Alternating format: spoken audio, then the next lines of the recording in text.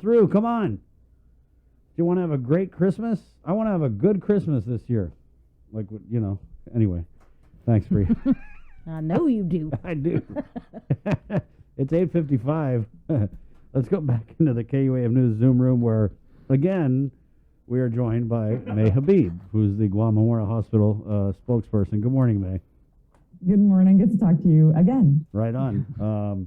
So we'll just start with the COVID census. We had the chairman of the Physicians Advisory Group, Dr. Hoa, went on yesterday, and he was talking about a trigger point.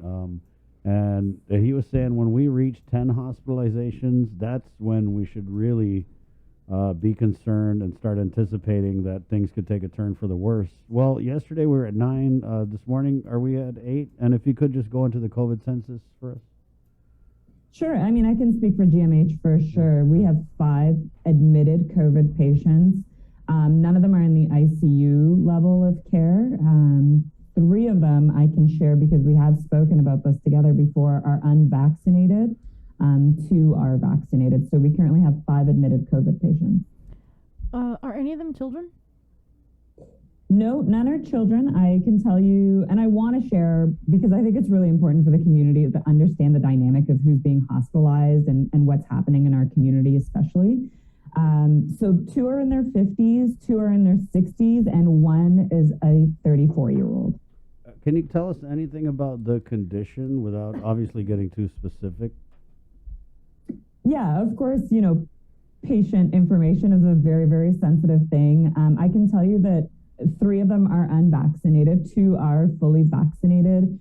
Most of them, from my understanding, do have some sort of comorbidity, something there. And, what's interesting to note, too, is that obesity is also something that is affecting COVID patients. So we have always thought about the typical comorbidities, which is, the diabetes, the high blood pressure, which of course comes with a lot of the times obesity. But, we are seeing that obesity is also a comorbidity here at the hospital with people who are coming in with COVID. And you have to keep in mind that these 5 are the people who are admitted to.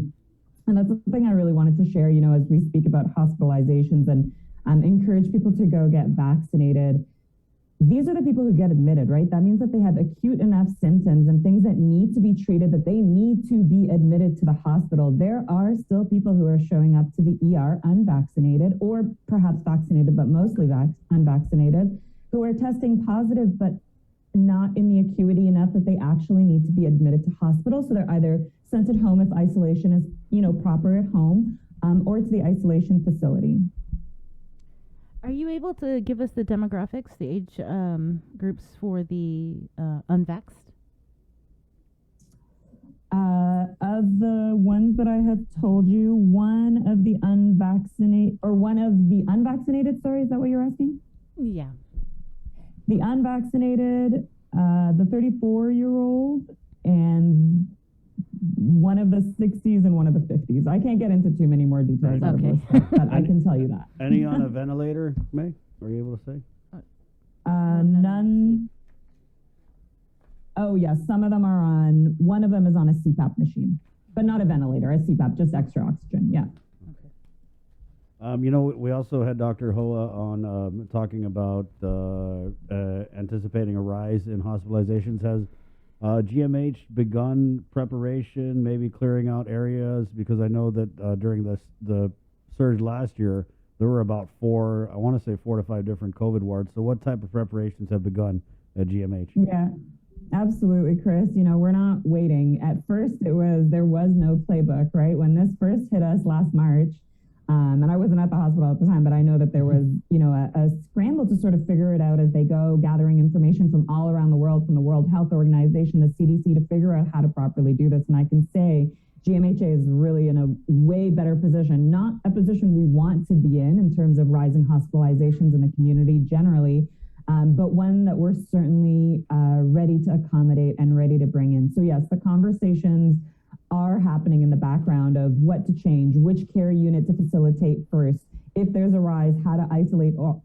We do have many negative pressure rooms. There are entire care units here that have negative pressure rooms completely ready. And there are some that are being upgraded as we speak right now. So definitely in the background, I can tell you that those conversations are being had at GMHA to prepare for if a surge comes, right?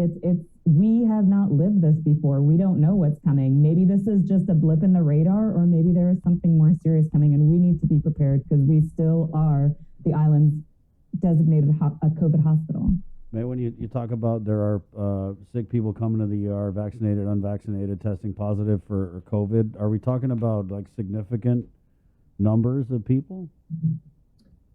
You know, it's hard to define significant because our census generally is up right now. You know, and I remember sharing this with you guys last time as well, is that we are just seeing a generally a higher census of even non-COVID patients, and that people are coming in sicker generally. And, you know, whether the explanation is that they haven't seen their primary care doctor for the past year, or they've been worried to go see, you know, any doctor or get any medical help, maybe come into the hospital sooner because of anxiety around COVID. A lot of people lost their jobs too. So health insurance is a real thing, you know. And if you lost your job and you couldn't go see your primary care provider, and then you let whatever that sickness or illness or ailment was go so long, now you're coming into the hospital sicker and needing emergency treatments as opposed to what could have been preventative perhaps over the past year or so. So I think generally we're seeing a sicker population. We're definitely seeing a higher census generally. Our current overall census is 142. You know, it's hard to say everything's relative. I can't say definitively we're seeing high numbers of COVID coming into the ER. We are testing people who come into the ER. And, you know, like I said, if they're acute enough to need to be admitted, then they end up being admitted. Otherwise, they go on and be properly isolated. Right. But I mean, I'm pretty sure people in the ER or maybe would have a conversation, something like, wow, it's really picking up. The COVID or just generally? Yeah. And I mean that generally too, right? Yeah, I mean, I think just like the community, like we are sort of the tail end, I think, of community spread, right? If you really think about it, community spread happens. A lot of, you know, people could be asymptomatic or with the vaccine are seeing maybe less symptoms, and then that spread continues. And by the time they come into the ER, they're really sick. And yes, you're right. People do come in for not COVID. Some people are coming in for something different and then end up being tested and end up being COVID positive. So yes, we're definitely seeing more of that, I think, than we've seen over the past few months when things were a little calmer. And that's a reflection of just the general community spread. Is GMH planning or preparing for possible use of the SNU again for an ISOFAC? You know, all things are on the table right now, Sabrina and Chris. I can't say that anything is off the table. We do have SNU patients, though, so that would be a bigger conversation to be had as to how much is needed. Can that all be accommodated at GMH, and will we need to spill over at SNU? So what I can confirm is those conversations are being had. Okay. All right. Visitation, nothing's changed, right, with visitation? No, you know, we were so excited for what seemed like a really positive trend, right, in the community and we were having 0 hospitalizations in terms of COVID for quite some time, and the discussions had slowly begun to shift towards, should we change, should we not? And as of where we stand now, visitation is still the same, which is that you have to request, the person that is here has to request through nursing, and it all has to be approved for short, limited visitations, and you can have one supervisor sort of be with you again on an approval basis. Mm-hmm. You know, the U.S. Army Corps of Engineers, I think we all know that they're going to be traveling to Guam. Honestly, they probably will be here by next week, maybe, or the week after. Are they going to be visiting GMH again? Are you aware? I'm not sure if there's a visit for them scheduled here, but I do know that our CEO, Lillian Perez-Posadas, is going to be meeting with them and has been invited by the Office of the Congressman to a meeting with them. So definitely those conversations would be had, and we're open, you know, when they want to come in. And when the U.S.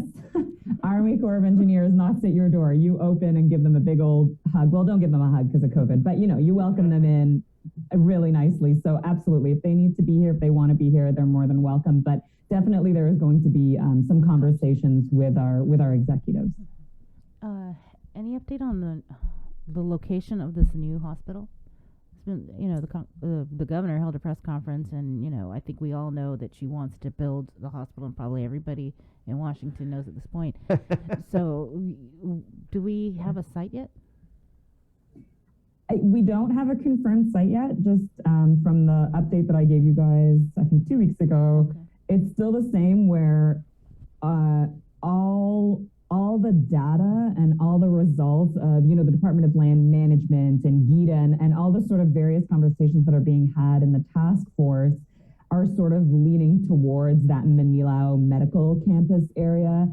Honestly, the final decision would come from the governor's office, so you're better off giving them a call. I think I said this last time, but that's way above my pay grade and anybody here's pay grade. But that final decision really does rest with the governor's office. But what we can say is that we are working towards what a vision of a new hospital will be, and the needs of the community, and trying to forecast what the needs will be, and, how to really properly serve our community with medical delivery.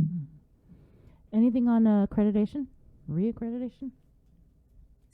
Still holding. We have the application in with CIHQ, the Centers for Healthcare Improvement and Healthcare Quality.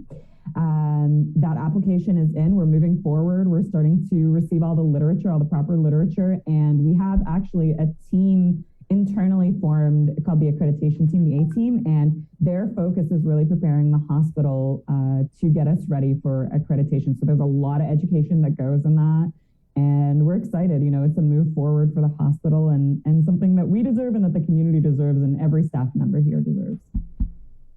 All right. Thank you so much, May.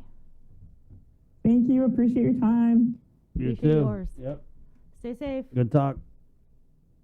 There you go, Mai Habib, GMHPIO, 906. We'll take a quick break. Here's who's coming up on the show, guys. We've got Brogan Walker, mixed martial arts fighter. She's having a fight coming up.